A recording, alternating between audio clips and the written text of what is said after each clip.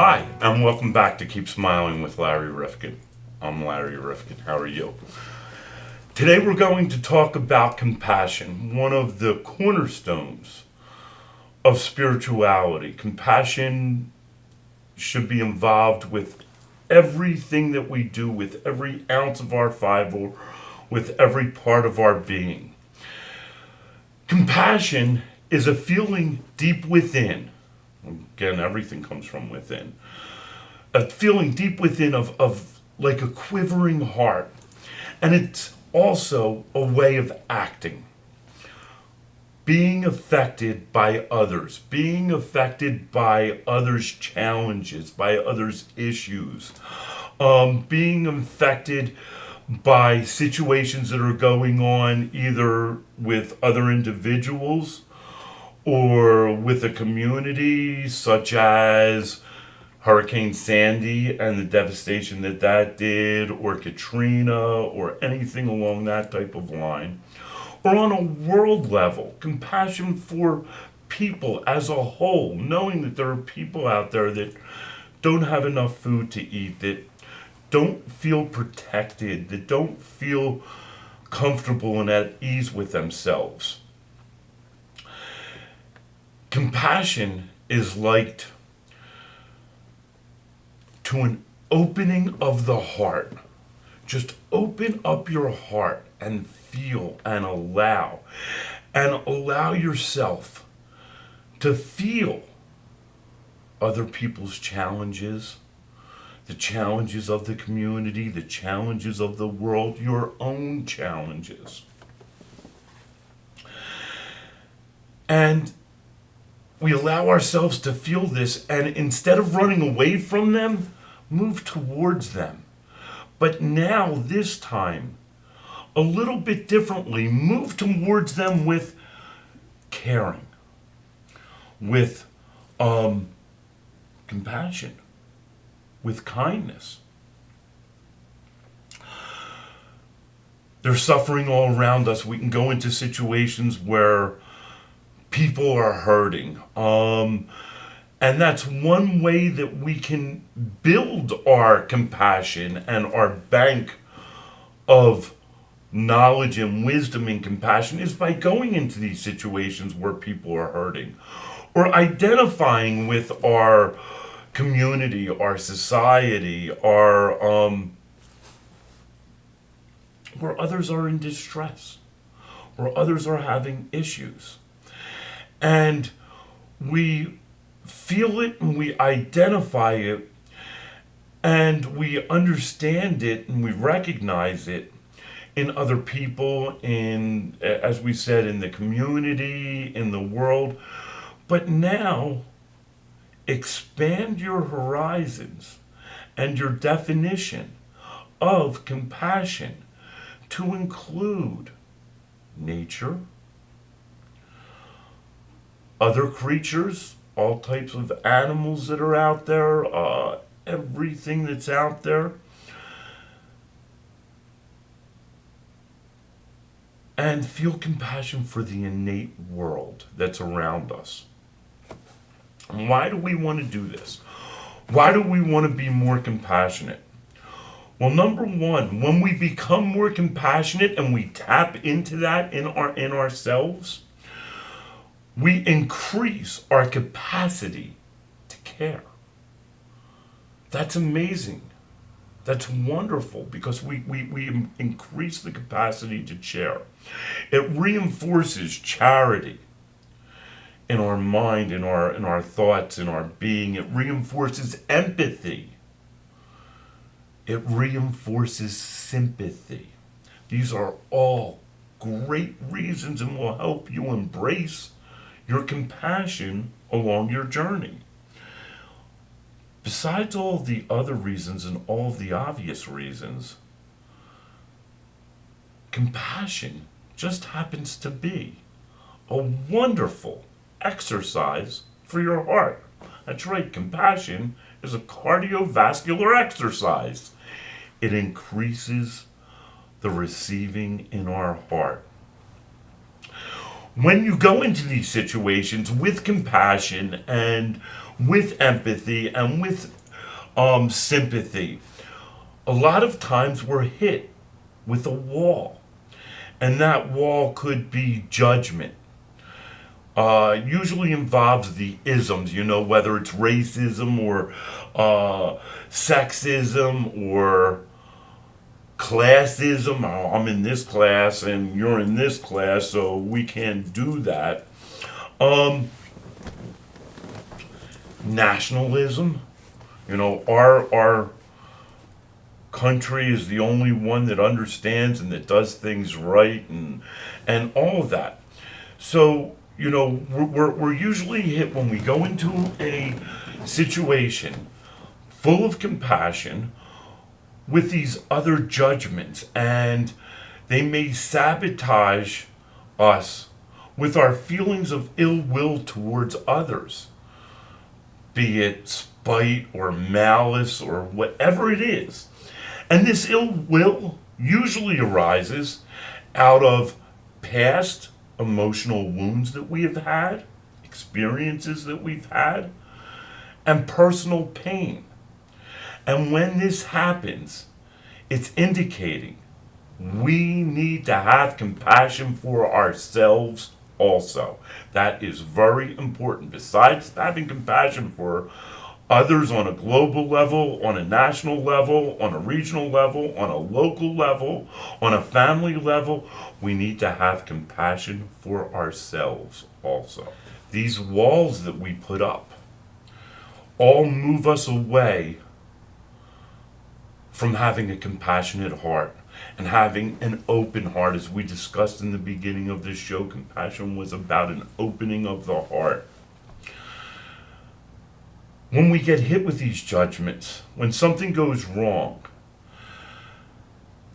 the first thing that we try to do in human nature, to a point until we teach ourselves otherwise, is we play the blame game. Whose fault is this? This is somebody else's fault. It's not my fault. Who can we blame? Well, in my opinion, for what it's worth, we put way too much energy, time, and effort into the blame game on a personal level and on a community level.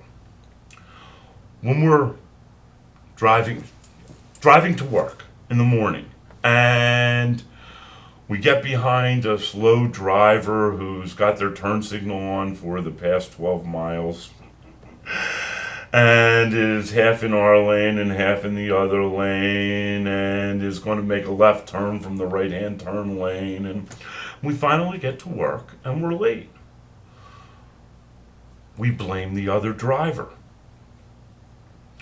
We have a project that we're working on, whether it's at home or in our career or in our business, and we get sidetracked because something comes up. All of a sudden somebody comes into the office and they want to discuss, something else or something on their agenda, not on your agenda.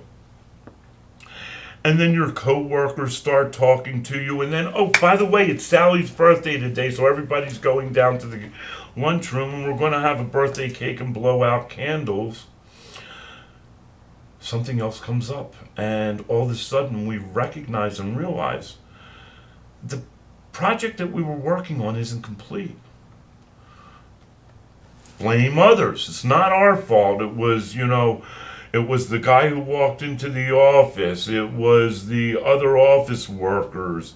It was anything else that happened that when we point the finger, remember, my father always taught me this.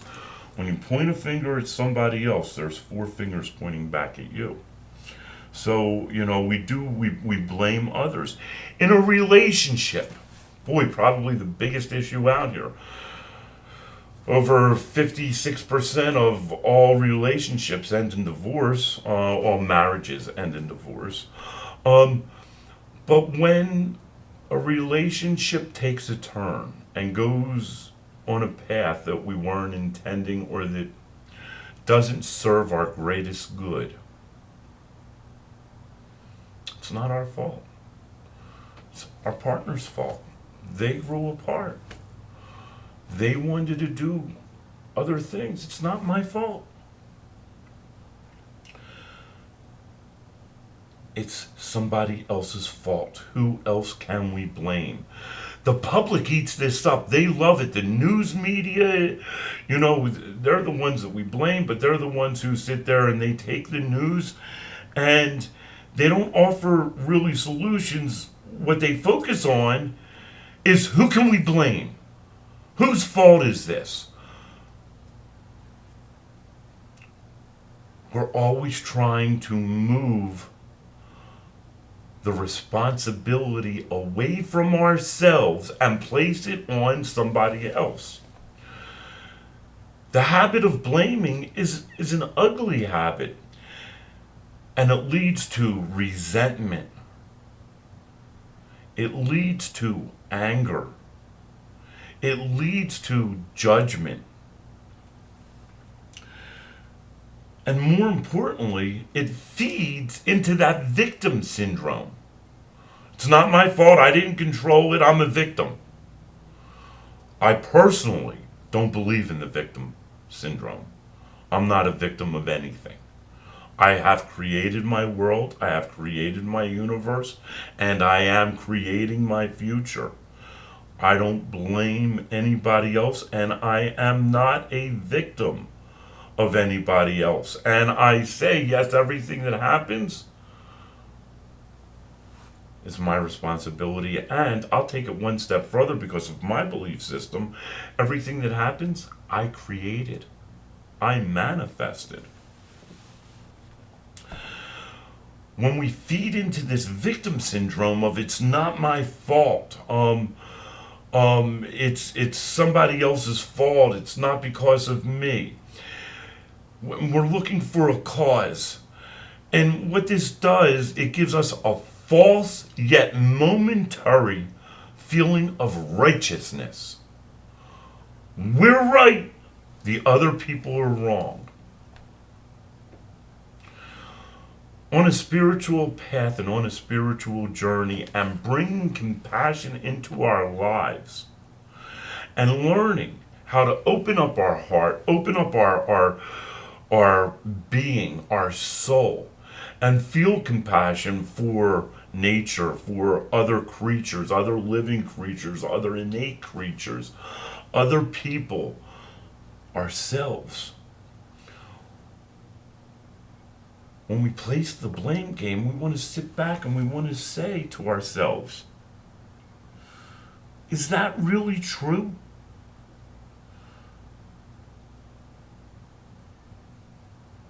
Is it accurate?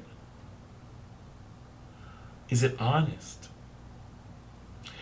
And then we want to realize that this is what we're doing and try to consciously, actively, meaning on the forefront of our thoughts, move away from the blame game.